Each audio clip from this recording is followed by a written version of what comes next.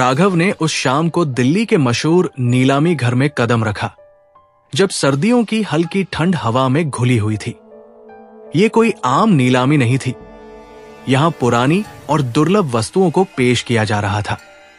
राघव, जो एक पुरातत्वविद और प्राचीन वस्तुओं का जुनूनी कलेक्टर था, वहां किसी खास चीज की तलाश में नहीं आया था, लेकिन उसका दिल हमेशा ऐसे ही मौकों पर अज्ञात रहस्यों को खोजने के लिए उत्सुक रहता था। हॉल के बीचों बीच एक पुरानी जंग लगी अंगूठी रखी थी। उसकी चमक खो चुकी थी, लेकिन उस पर जड़ा गहरा काला पत्थर जैसे किसी रहस्य को समेटे हुए था। अंगूठी के चारों ओर गुप्त तरीके से नक्काशी किए गए कुछ प्रतीक और श्लोक थे, जिन्हें देखकर राघव का ध्यान तुरंत उस पर चला गया। नीलामीकर्ता ने अंगूठी के बारे में बताया। ये अंगूठी किसी राजवंश की थी, 200 साल पुरानी, लेकिन इसके बारे में ज्यादा जानकारी नहीं मिलती।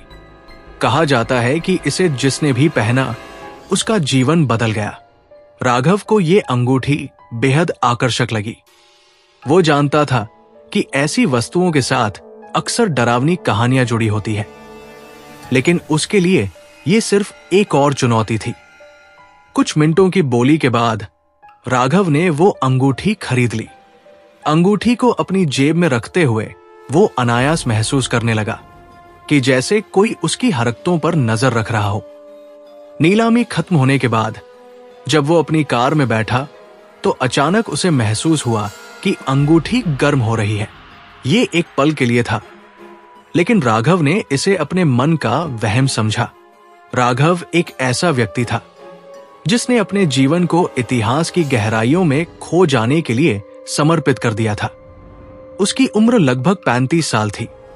लंबा कद, हल्की दाढ़ी और गहरी आंखें, जो हर पल किसी अनसुलझे रहस्य को खोजने के लिए तत्पर रहती थी। उसका घर दिल्ली के बाहरी इलाके में एक शांत जगह पर था, जहां उसने अपनी खुद की एक छोटी सी प्रयोगशाला बनाई थी। अंगूठी खरीदने के अगले दिन राघव ने उसे अपनी टेबल पर रखा और ध्यान से उसकी बनावट को देखा।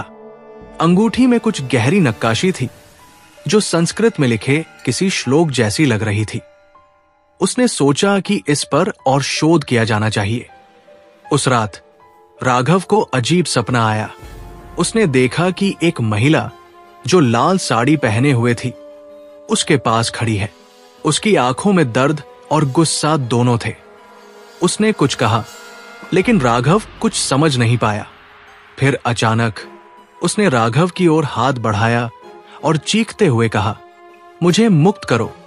राघव घबराकर जाग गया। उसका शरीर पसीने से लथपथ था। सुबह उठते ही उसने इस सपने को झूठ मान लिया, लेकिन उसका दिन अजीब घटनाओं से भरा हुआ था। उसकी किताबें अपने आप अलमारी से गिरने लगी। खिड़कियां बंद होने के बावजूद अजीब हवा चलने लगी। और सबसे डरावनी बात, अंगूठी जिसे उसने टेबल पर रखा था, उसकी जेब में कैसे आ गई। शाम तक राघव परेशान हो चुका था। उसने अंगूठी को उतारकर घर के सबसे गहरे कोने में रख दिया, लेकिन रात होते ही फिर से वो सपना आया। इस बार वो महिला और ज्यादा गुस्से में दिखी। उसने कहा, तुमने अंगूठी क्यों ली? अब इसे वापस करना होगा या मुझे न्याय दो। राघव इस बार सपने को अनदेखा नहीं कर सका। अगले दिन उसने अपने एक करीबी दोस्त प्रतीक से बात की, जो इतिहास का प्रोफेसर था। प्रतीक ने अंगूठी को देखकर कहा, यह अंगूठी किसी साधारण राजा रानी की नहीं हो सकती। इस पर लिखे प्रतीक और श्लोक किसी खास घटना की ओर इशारा कर रहे हैं। मुझे इसे थोड़ा समय दो, मैं इसके बारे में और जानकारी जुटाने की कोशिश करता हूं। लेकिन प्रतीक की चेतावनी के बावजूद राघव ने महसूस किया कि वो अंगूठी को अपने पास रखने के लिए मजबूर है। जैसे ही उसने इसे वापस छुआ, उसे ठंड लगने लगी और एक अजीब सी गूंज उसके कानों में सुनाई दी। गूंज में वही शब्द थे, मुझे मुक्त करो। राघव ने अगली सुबह खुद को असामान्य बेचैनी के साथ पाया। प्रतीक के पास अंगूठी छोड़ने के बावजूद वो उस पर केंद्रित था। हर वक्त उसे ऐसा लगता जैसे कोई चीज उसे खींच रही है। उस दिन प्रतीक ने राघव को फोन किया और बताया, ये कोई साधारण अंगूठी नहीं है।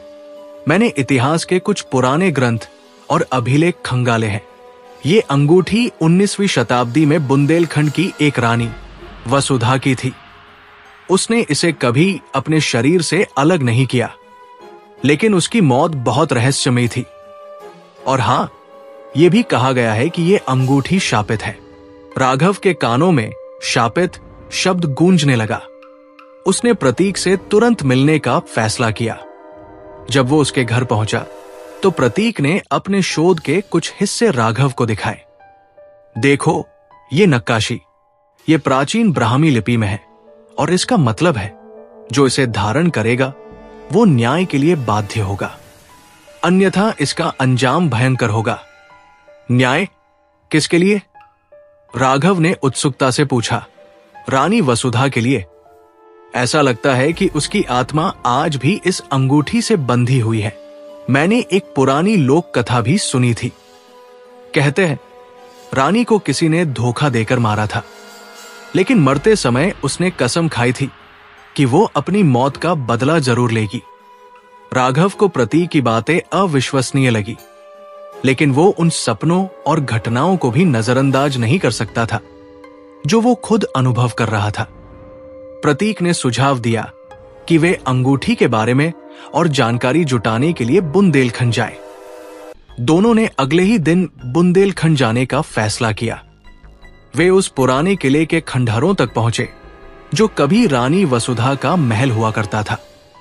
खंडहरों के बीच एक स्थानीय बुजुर्ग से उनकी मुलाकात हुई जो इस क्षेत्र की कहानियों का गहरा जानकार था।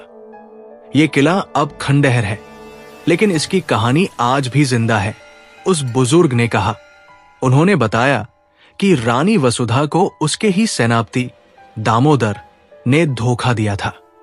दामोदर ने राजा को मारने के बाद रानी से जबरन शादी करने की कोशिश की, लेकिन रानी ने आत्मसमर्पण करने के बजाय अपने गले में अंगूठी पहने हुए आग में कूदकर अपनी जान दे दी।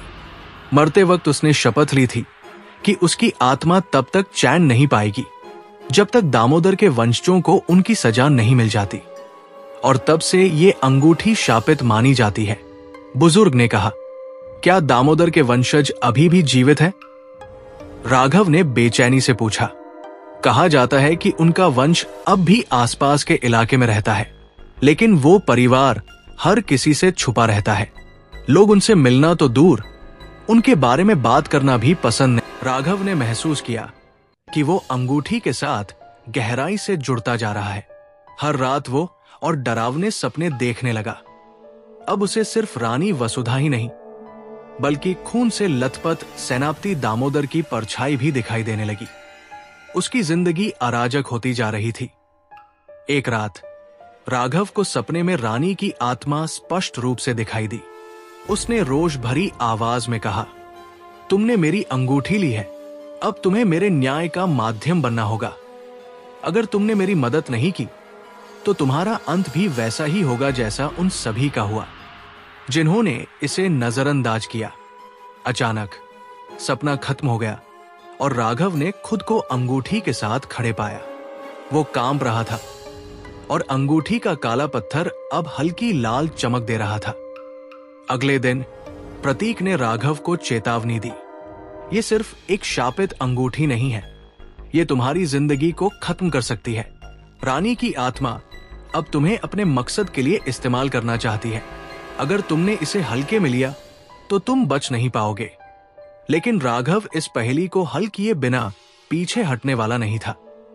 उसने खुद को साहसी बनाए रखा और बुंदेलखंड के स्थानीय अभिलेखागार और किंवदंतियों के माध्यम से उस परिवार को खोजने में जुट गया जो दामोदर का वंशज हो सकता था। शाम होते ही राघव के घर पर अजीब घटनाएं होने लगी।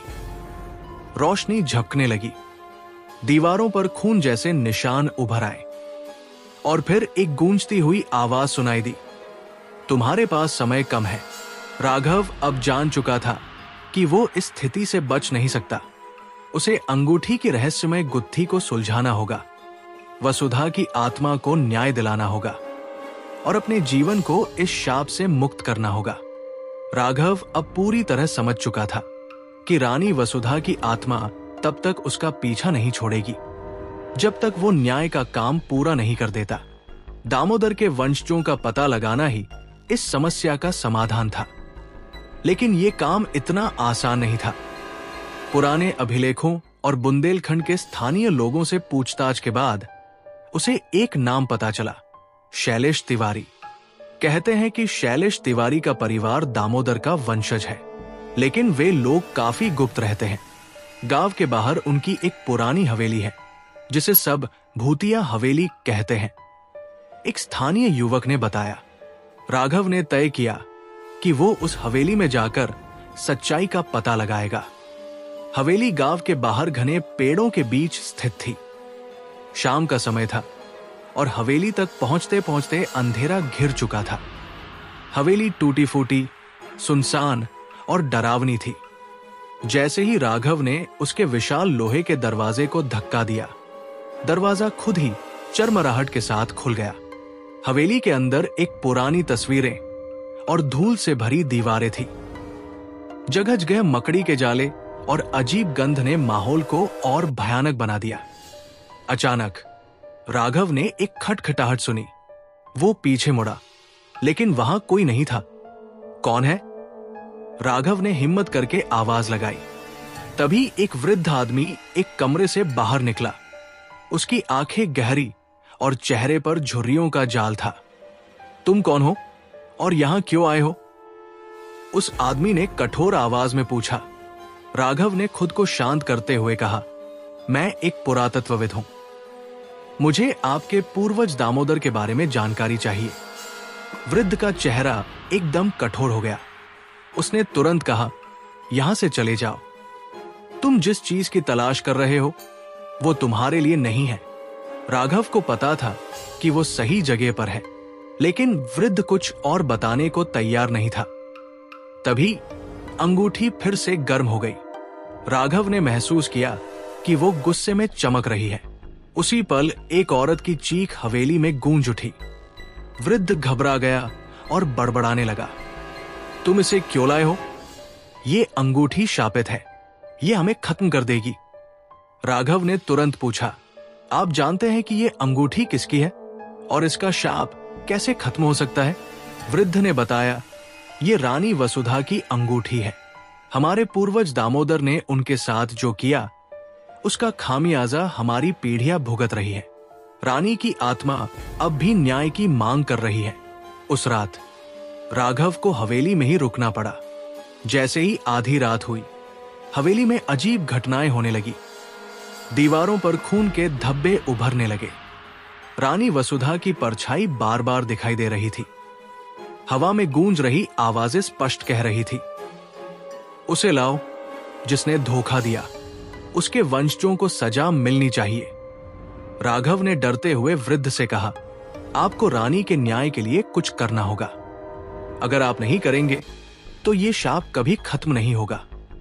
वृद्ध ने स्वीकार किया कि ये समस्या उनके परिवार के पापों का परिणाम थी, लेकिन वो डरा हुआ था। रानी की आत्मा को शांत करना आसान नहीं है। वो मुझे या मेरे परिवार को खत्म कर देगी, वृद्ध ने कहा। तभी एक ताकतवर झोंके के साथ कमरे का दरवाजा खुद ब खुद बंद हो गया। रानी की आत्मा ने पहली बार अपना रूप प्रकट किया। लाल साड़ी में लिपटी, जलते हुए आंसुओं के साथ वो एक भयानक स्वर में बोली, तुम मुझसे भाग नहीं सकते। मेरी मृत्यु का बदला अब लिया जाएगा। रानी की आत्मा ने स्पष्ट किया कि शाप तभी टूटेगा जब दामोदर के वंशज अंगूठी को स्वीकार करेंगे और अपने अपराधों को स्वीकारेंगे। राघव ने वृद्ध को समझाया कि यह शाप उनके परिवार को हमेशा के लिए खत्म कर देगा। वृद्ध ने भारी मन से अंगूठी को स्वीकार किया, लेकिन जैसे ही उसने अंगूठी को छुआ, रानी की आत्मा ने हवेली को भयानक डरावने दृश्य में बदल दिया। हवेली की दीवारें कांपने लगी, छत से पत्थर गिरने लगे और आत्मा ने वृद्ध से कहा, ये अंगूठी तुम्हारे परिवार के पापों का बोझ है, इसे स्वीकार कर, अन्यथा तेरा अंत निश्चित है। वृद्ध ने हाथ जोड़कर रानी से माफी मांगी और कहा, हमें माफ कर दो, हम तुम्हारे साथ हुए अन्याय के लिए शर्मिंदा है। रानी की आत्मा ने गहरी सांस ली और कहा, न्याय पूरा हो गया, अब मैं मुक्त हूं। अंगूठी अचानक से टूट गई और उसके टुकड़े जमीन पर गिर पड़े। हवेली में छाई भयावता शांत हो गई। राघव ने राहत की सांस ली। उसने महसूस किया कि ये अंगूठी सिर्फ एक वस्तु नहीं थी, बल्कि इतिहास के एक अंधेरे अध्याय का प्रतीक थी। उसने वादा किया कि वह अपने जीवन में कभी भी किसी अज्ञात वस्तु को हल्के में नहीं लेगा। लेकिन जब वो दिल्ली वापस पहुंचा तो उसने अपनी टेबल पर एक और प्राचीन वस्तु पड़ी देखी, एक पुरानी माला। वो सोच में पड़ गया कि ये माला वहां कैसे आई। क्या ये एक नई कहानी की शुरुआत थी,